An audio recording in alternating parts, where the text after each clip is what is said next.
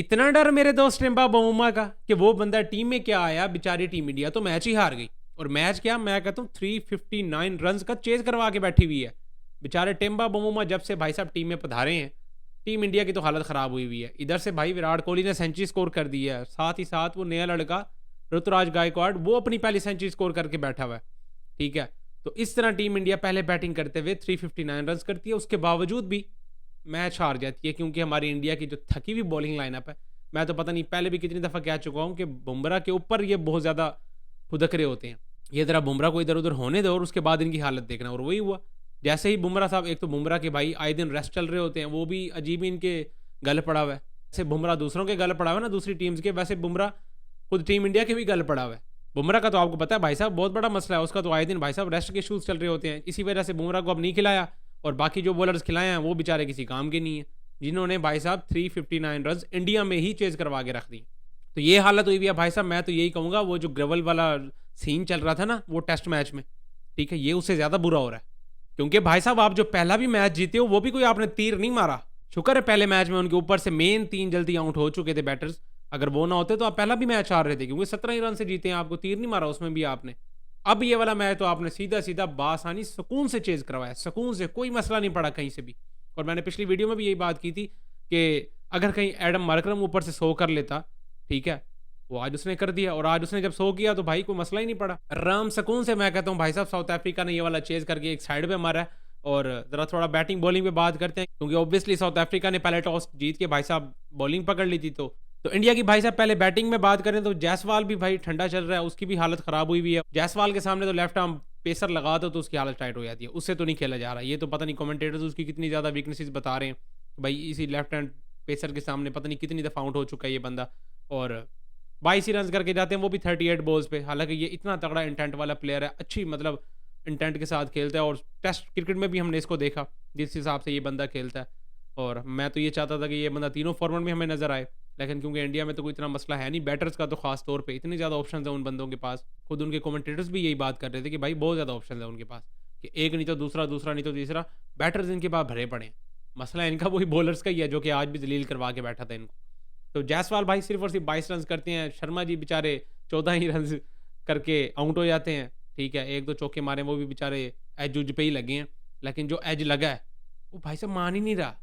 ठीक है, क्राउड के शोर की वजह से बॉलर ने अपील नहीं की, ठीक है, लेकिन कीपर ने अपील की भी है। भाई साहब को थोड़ा बहुत तो एटलीस्ट रिएक्ट करके बताना। तो ऐसे मैं कहता हूँ नमूना बन गया वहाँ पे शर्मा जी, कि भाई जैसे पता नहीं बॉल लगा ही नहीं बल्ले को, फुल पक्का हो गया, फुल एक्टिंग चल रही थी वहाँ पे।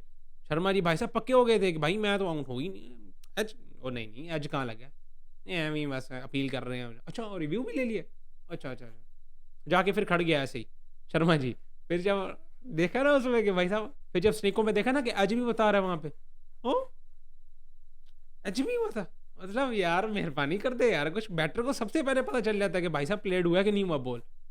तू एम ही यार लग गया हुआ यार, अल्लाह के बंदे यार। शर्मा जी भाई साहब फुल टाइम एक्टिंग चल रही थी, शर्मा जी का मसला चल रहा है ना यार बाहर गौतम गंभीर के साथ, तो जरा थोड़ा उनके लिए भी भाई एक्टिंग शैक्टिंग करनी पड़ती है यार। ऐसे अब थोड़ा इस तरह की हरकतें ना करके दिखाएं तो फिर ऐसे बाहर वालों को लगता है पता नहीं इंटेंट नहीं है इनके पास, मतलब खेलने को दिल नहीं है इनका, ऐसा फिर उनको लगता है। तो उनके लिए भाई साहब थोड़ी ये एक्टिंग करना बनती है। तो शर्मा जी भाई वो एक्टिंग करते हुए आज बाहर जाते हैं, बैटिंग तो खैर आज हुई नहीं है, साथ आ जाते हैं भाई साहब हमारे विराट कोहली। यार ये बंदा, इसकी कोई ब्रेके श्रेके नहीं। और मैं तो कहता हूँ कितनी रह गई हैं यार, 16 सेंचुरीज रह गई हैं, 84 तो हो गई है ना भाई।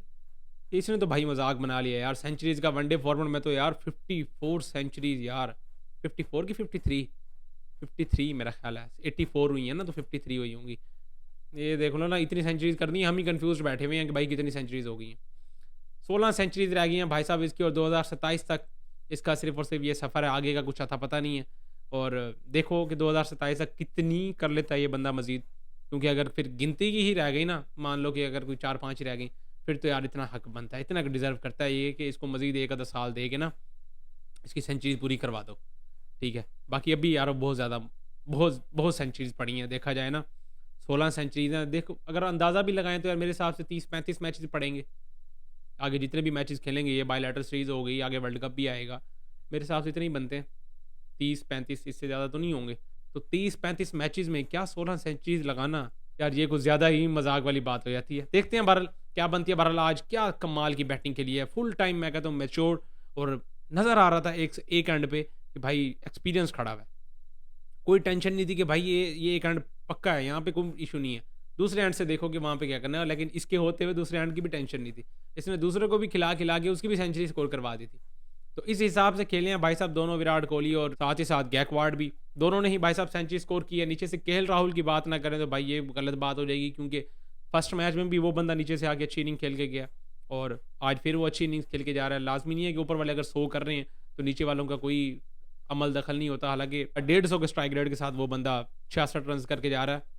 के राहुल की भी अच्छी बैटिंग हो गई नीचे से। और आपस की बात है यार, विकेट बहुत फट्टा बनाया हुआ है, यकीन करो इंडिया वालों ने ना बहुत फट्टा विकेट बनाया हुआ है, खुद पहले वाले मैच में भी और इस वाले मैच में भी। आप खुद देखो ना यार, 350 रन हो रहे हैं पहली इनिंग्स में और दूसरी इनिंग में वो चेज भी हो रही है। पहले वनडे मैच में भी ऑलमोस्ट हो गया था चेज, ठीक है, और आज तो हो गया, ठीक है, आज तो चेज हो गया। इंडिया वालों की हालत खराब हुई पड़ी है इस टाइम पे, उनको तो बेचारों को नींद नहीं आनी। आज 4 विकेट से साउथ अफ्रीका ने मैच जीत लिया ये वाला भाई साहब। और अजीब ही बहरहाल सीन बना है इंडिया वालों के साथ। साउथ अफ्रीका की बॉलिंग पे बात करने से पहले तो भाई ये है कि बहुत घटिया फील्डिंग की है साउथ अफ्रीका ने आज, और उससे घटिया बॉलिंग भी की है। बर्गर को देख लें तो भाई साहब वाइटों पे वाइट हैं, साथ इंगीडी को देखें तो इन्होंने तो शुरू में आके जो वाइटें मारी हैं, एक टाइम पे तो खुद विराट कोहली और उसका बेचारे का जायसवाल का मुंह ही बना हुआ था यार, को सीधी करा दो यार, हम भी घर से खेलने ही आए हुए हैं यार, क्या कर रहे हो, मतलब इतनी वाइड्स। अभी तो वो वाइड्स भी बढ़ा दी, अभी तो नए रूल के मुताबिक वाइड्स भी बढ़ा दी, मतलब वाइड से भी वो जो दूसरी नई लाइंस लगी हुई हैं पिंक कलर की, वो एक अलग से निशान बना दिया कि भाई वाइड भी थोड़ी बड़ी होगी, अब इसके बाहर जाके वाइड होगी।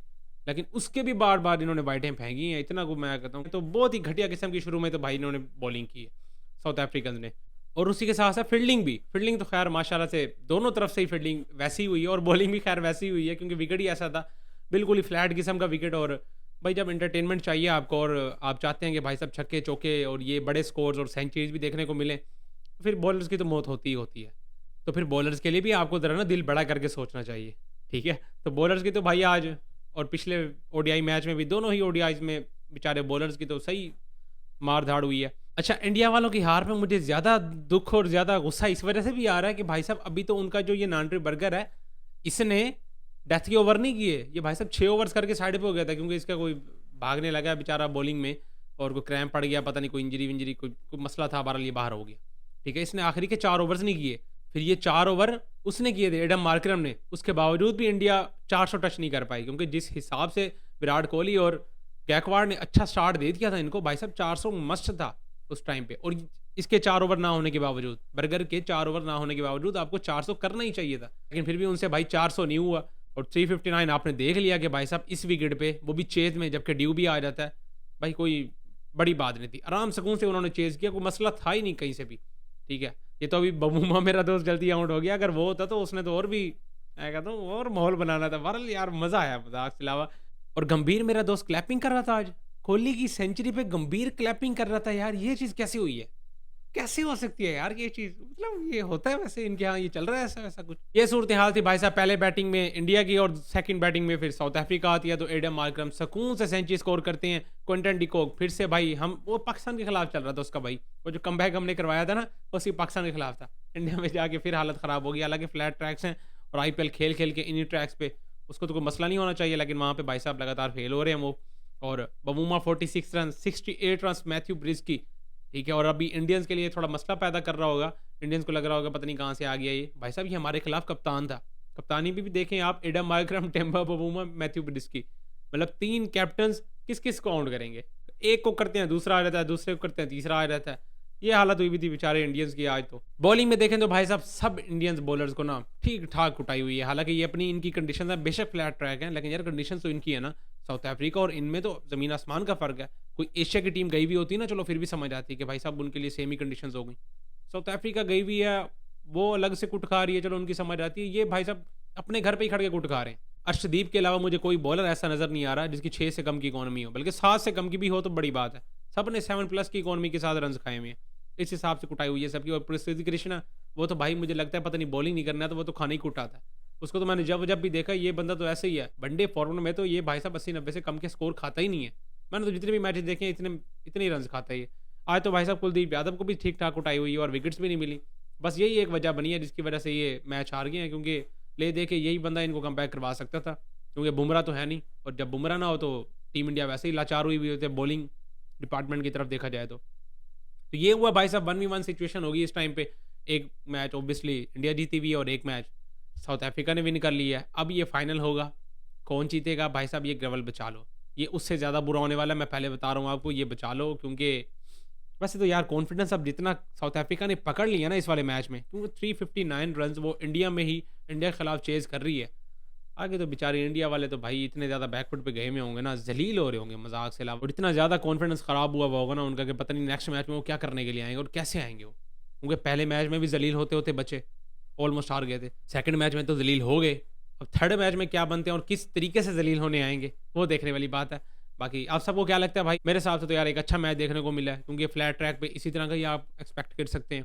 बॉलर्स की तो बेचारों की कुटाई होनी ही होनी थी, जाहिर सी बात ही है। तो बाकी एक अच्छा मैच देखने को मिला, बाकी देखते हैं फाइनल किसका होगा। और मैं चाहता भी यही था कि यार 1v1 हो जाए, क्योंकि ऐसे मज़ा नहीं आना था यार कि भाई अब सीरीज़ इंडिया ही विन कर लेता तो तीसरा मैच देखने का मज़ा ना आता। जो अब चलो तीसरा मैच देखने का मज़ा आएगा। बाकी आप सबको क्या लगता है लाजमी कमेंट्स में शेयर करें।